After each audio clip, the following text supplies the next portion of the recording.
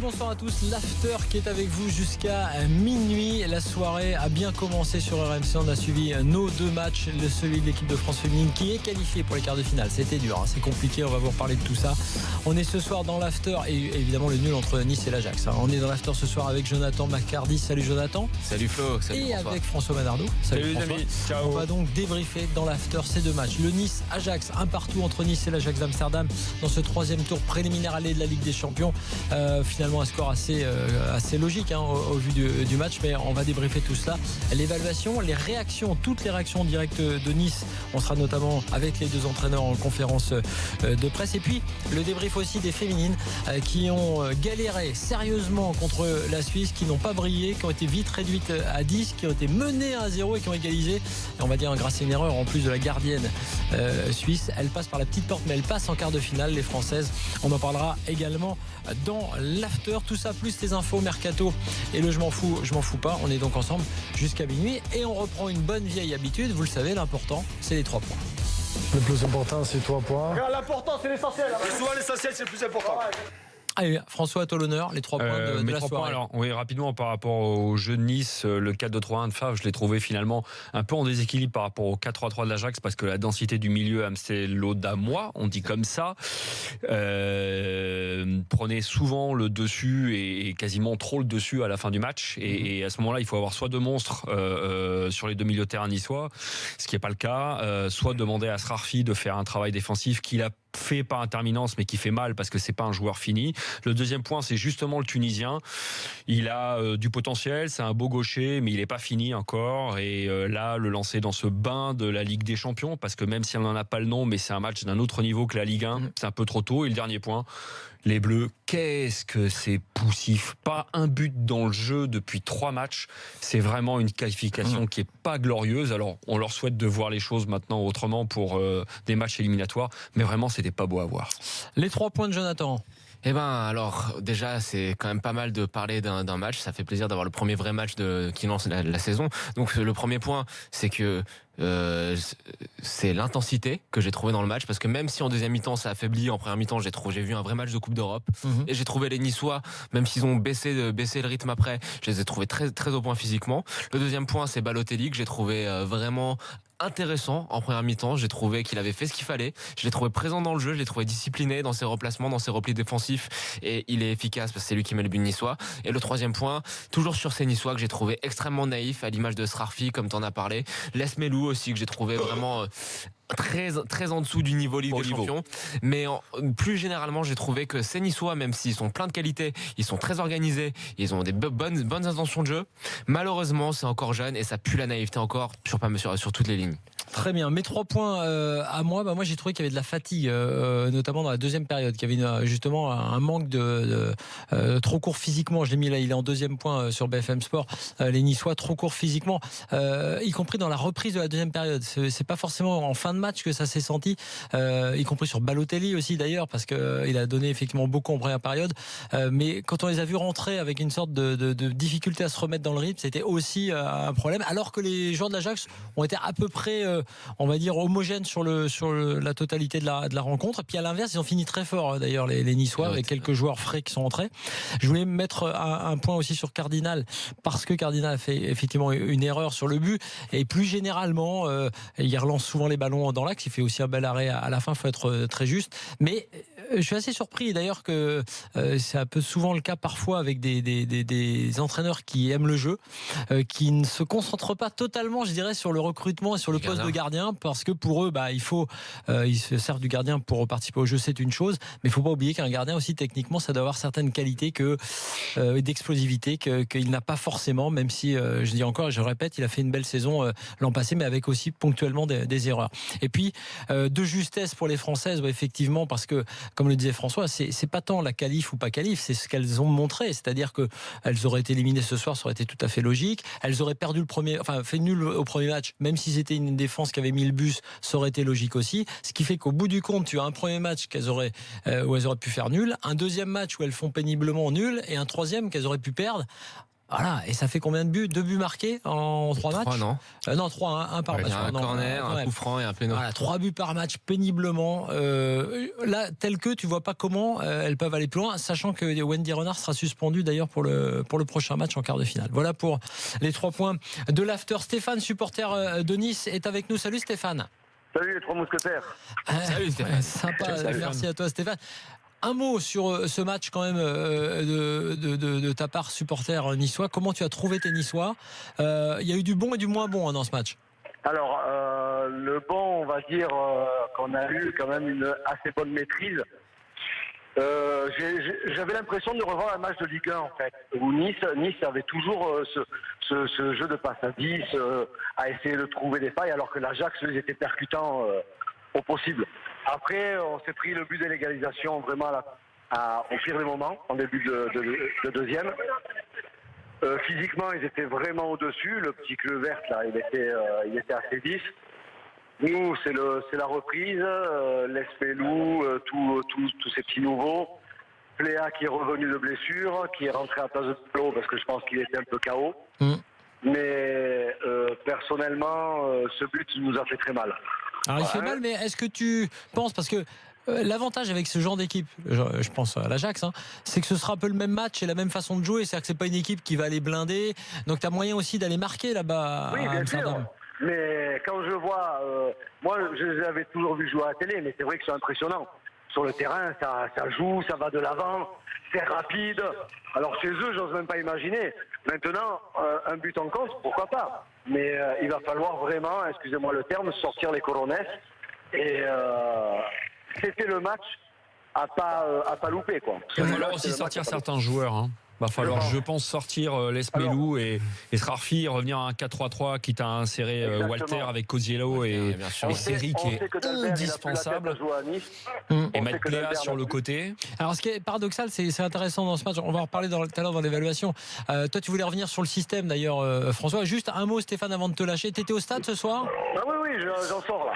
Alors l'ambiance, là on a trouvé ça fort. Alors on rappelle qu'il y a eu une petite innovation avec les joueurs qui passent à travers la foule, un peu comme au Paris Saint-Germain ou à Toulon au rugby. Le bus s'est arrêté à l'entrée du stade, les joueurs sont descendus, il y a eu une grosse ambiance, on a répondu présent comme beaucoup de fois. Voilà, c'est sympa, l'ambiance, on rappelle quand même 57 ans après la dernière participation de l'OGC Nice en C1. C'est vrai quand même que ça fait plaisir de voir cette ambiance-là, on va retenir aussi ça ce soir. Mais on aimerait avoir tout le temps une ambiance comme ça, malheureusement. Il y a beaucoup de gens qui viennent voir que les gros matchs, c'est bien dommage. Mais nous, on est chaud, on est une brigade, on est un peuple niçois qui répond toujours présent. Et on répondra toujours présent dans quelques situations que ce soit. Très bien. Eh bien, ce sera le cas, notamment, ils auront besoin de vous, les Niçois, mercredi prochain pour le match retour à Amsterdam. Oui, on voulait revenir sur, avant d'accueillir Julien, sur le point tactique de ce match. Mais en fait, c'est intéressant ce que je disais, François, je suis d'accord avec toi. Les Niçois se sont retrouvés plusieurs fois en sous-nombre. Avec moi. Vas-y. C'était une remarque intéressante. Les Niçois se sont retrouvés plusieurs fois en sous-nombre au milieu de terrain. Mais plus qu'un changement de système, il y a quelque chose qui m'a frappé en fait. C'est surtout le pauvre Malanxar qui a été parachuté latéral gauche. Et j'ai trouvé qu'au niveau des compensations et du surnombre qu'il était censé amener au milieu de terrain, comme a pu le faire Arnaud Souk de l'autre côté, c'est Souquet. Présente ici, oui. Voilà. C'est surtout ça, je pense, qui a déréglé un petit peu l'organisation au milieu de terrain niçois. Tu voyais bien qu'en phase de défensive de l'OGC Nice, à chaque fois tu avais Souquet et donc l'autre et Sarr qui sont censés remonter, compenser les déplacements des deux ailiers de l'Ajax, et à chaque fois tu voyais Malanxar totalement en retard, et je pense que ce poste n'est pas fait pour lui. Et plus qu'une réorganisation tactique en mettant, comme tu le disais, Walter au milieu de terrain, j'espère que le cas d'Albert va s'arranger, parce que c'est quand même un vrai latéral qui sait faire ce système, qui sait faire ses fermetures, qui sait compenser, et je pense que ça rééquilibrera quand même pas mal l'équipe, parce que Sarr, je le tiens pour responsable de beaucoup de déséquilibre du bloc niçois ce soir. C'est vrai que c'est pas facile pour lui de jouer latéral gauche. Surtout en 4-2-3, les latéraux ont un rôle primordial au milieu de terrain. Julien est avec nous, supporter niçois. Salut Julien. Bonsoir les gars. Tu sors du stade Je également. sors du stade, là, ouais, je sors du Salut stade. Julien. Alors, c'est quoi le sentiment après un match comme ça? Parce que franchement, Nice déjà était à la hauteur, parce qu'on rappelle que l'Ajax c'est quand même le finaliste de la dernière Ligue Europa, donc là-dessus il n'y a pas eu de problème. Certes, ils ont perdu des joueurs, c'est vrai, mais c'est clair aussi qu'offensivement, ils ont vraiment des joueurs de talent. Ziyech, Dolberg, on a vu même le petit Kluivert qui n'a pas été si mal ce soir, quoique un peu nerveux. T'es déçu quand même ou fier de ton équipe? Mitigé. Je suis fier sur la première période parce qu'on leur a vraiment tenu tête et que ça m'a fait vraiment plaisir.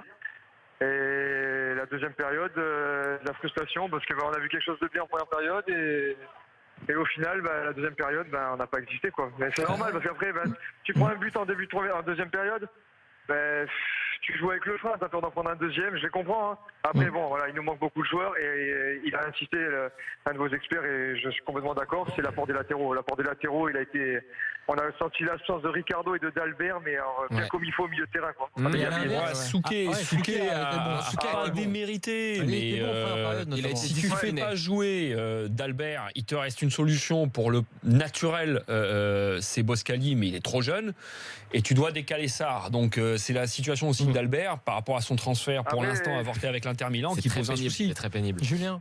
Sarr, il n'est pas à son poste non plus. J'en veux pas. Il a fait un mauvais match. Moi, j'ai pas trop aimé. Et après, En j'en veux retard. pas. Il est défenseur central. On le parachute à gauche. Ouais. Et Julien, Voilà, tu sais, j'en veux dans l'organisation. peut-être un peu plus aux dirigeants qui ont pas. Qui ont pas pris ce match comme il le fallait et recruter au moins les postes clés. C'est dur ça, ce que tu dis. Je sais que Julien. c'est dur. Je sais que c'est dur, mais malheureusement, injuste. on l'a payé Oui. ce soir. Hein. C'est Après, bon, injuste. on va monter à Amsterdam. On a plus rien à perdre. Il faut y aller. Comme en première mi-temps, il faut leur rentrer dedans. Il faut leur rentrer dedans. Il faut pas leur rentrer dedans n'importe comment. Il faut aller emmerder le 6 Van de Beek, qui est la plaque tournante quand exactement. la défense sur le ballon. Et c'est pas Asrarfi de faire ça. Je pense qu'avec un 4-3, un 4-3-3 et que ce soit Cosiello, Walter ou Siri qui aille tour de rôle, aller l'emmerder. J'aurais mis Walter. Hein. Il n'y avait pas assez d'impact au milieu de terrain. Scrappy jouait 10 en soutien de l'attaquant. Et au milieu de terrain, Cyril et Cosiello, ils se sont trouvés vachement seuls. En sachant qu'il n'y avait pas de latéraux. Il a manqué du. Le souci, c'est que si tu joues à deux, Seri Cosiello, c'est pas du tout complémentaire. C'est pas, enfin, les deux ont une tendance, une propension à se projeter quand même relativement fréquemment Non, vers mais tu l'avant. compenses. T'as Tu besoin. compenses. Non, mais même, t'as pas Tu assez compenses. d'impact. Ça manque d'impact au milieu. Et ça manque de discipline. Et sur les phases défensives, t'as jamais un des deux qui vient se mettre entre les deux centraux pour faire le surnombre défensivement. Alors, moi, il y a aussi un truc tactiquement qu'on n'imagine pas, alors que bon, c'est de jouer à deux devant aussi, de changer le système à un moment donné. Moi j'aurais bien vu Balotelli jouer avec. Il Ah a oui, mais- un peu fait en Mais moi, tout par début exemple, de quand saison. Pléa ne peut pas tenir un match, on va dire, c'est pour ça qu'il est sur le banc. Mais quand il entre, il est intéressant. Et quand je vois l'action qu'il a, l'occasion où il fait un choix qui est pas ridicule là, de faire cette toute petite frappe un peu pour bluffer le gardien. Et quand je vois qu'en première période, Balotelli a fait des remises intelligentes, je serais curieux de voir avec quelqu'un plus près de lui ce que ça peut donner. C'est très bien de jouer avec un attaquant, mais je trouve que par moment, alors évidemment, ces joueurs niçois viennent au soutien. Hein, il y a du monde qui arrive derrière, mais moi j'aurais bien voulu un changement tactique. Mais tu peux avoir dans l'animation quelque chose qui ressemble à ce que tu viens de décrire, parce que si tu fais un 4-3-3 avec Esseri qui a tendance à rentrer dans l'axe, Pléa aussi, donc qui laisse la place pour les latéraux d'Albert normalement et Souquet pour monter à portée de surnombre, tu te retrouves avec une animation qui peut ressembler offensivement à un 4-2-3-1. Tiens, Julien, un mot sur Balotelli justement, parce qu'il a marqué quand même. Série Balotelli, comme par hasard, je le disais dans l'intégral foot, des joueurs qui auraient pu partir et qui vont peut-être, pour certains, je pense à Série partir, ils peuvent encore le faire. Évidemment, ça change tout quand même quand tu as ces joueurs-là. Ah, ça c'est clair, on l'a vu sur le but. Hein. On l'a vu sur le but. Même Seri, il n'a pas fait un grand match, mais bon, heureusement qu'il était là au milieu de terrain. Après, Balotelli, même Balotelli, il a bien pris le temps dans la première période. Hein, il a fait une très bonne première il période. était vachement investi, c'était J'ai top. jamais vu faire ça. Non, il a été là comme je m'attendais sur un gros match et il a été là aussi pour marquer le but. Donc évidemment, c'est important. Merci Julien d'avoir été avec nous. Merci Julien. Salut Julien. Bonne soirée, puis bon match retour surtout, parce qu'évidemment, on va suivre ça avec intérêt. Très indulgent les supporters niçois Mais- avec Johan Cardinal jusqu'à présent. Non, Ouais, c'est vrai, mais ce qui est vrai, on va en parler dans l'évaluation tout à l'heure. Après, ce qui est vrai aussi, c'est que je regardais la façon dont il relançait Cardinal Dante sur une balle dans l'axe, un peu risqué. C'est vrai que le jeu de Favre demande risque, tu vois. Je parle pas de son erreur technique sur son but qui pour moi était indiscutable. Moi, je pense au but. Mais La c'est vrai première que des choses, c'est pour un gardien, c'est de dégager les ballons et d'essayer de le faire proprement. Après, il peut y avoir une faute, mais vous remarquerez que dans les gros matchs, que ce soit même en Ligue 1, cardinal a coûté parfois des points. Bien Je sûr. pense notamment au match du Parc. Ouais. C'est le premier qui me revient. Je suis d'accord, mais tout le monde n'est pas d'accord avec ça parce que je me souviens que l'an dernier on a eu des débats. C'est le but du Non, jeu. non, mais on a eu des débats enflammés alors que moi j'insistais sur un point, c'est que et physiquement, je maintiens sans faire de bashing, le joueur n'est pas. Je trouve de Soka et physiquement, vous écouterez les grands entraîneurs de gardiens actuels. Et, voilà, il y a un niveau athlétique qui est quand même qui doit être supérieur à ça, premièrement, et ça joue, y compris sur son dégagement des 2 points là, de 2 mains sur cette action. Et techniquement, ensuite, tout simplement, c'est une erreur technique et il fait aussi des erreurs techniques. Ouais. Voilà.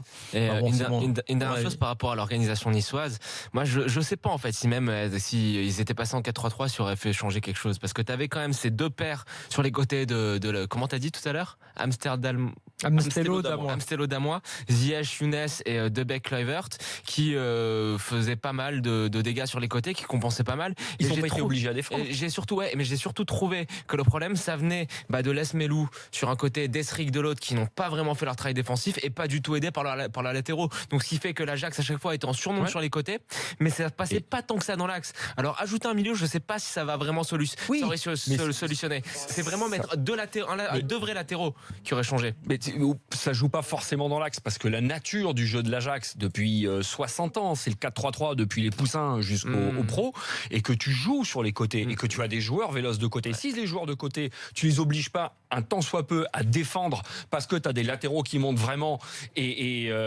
sur le 4-3-3, que ce soit Esseric ou Pléa s'il avait joué, ou Les Melou à son niveau, à attaquer et on va écouter Lucien C'est Favre. intéressant, là. On va écouter Favre, c'est plus intéressant. Lucien Favre en direct tout de suite dans l'after. Avec le son, c'est mieux. Si on l'entend. On va l'écouter. Lucien Favre en direct, si on l'entend pas, on va le laisser. Moi, je ne lis pas sur les lèvres, les on amis. entend ou pas?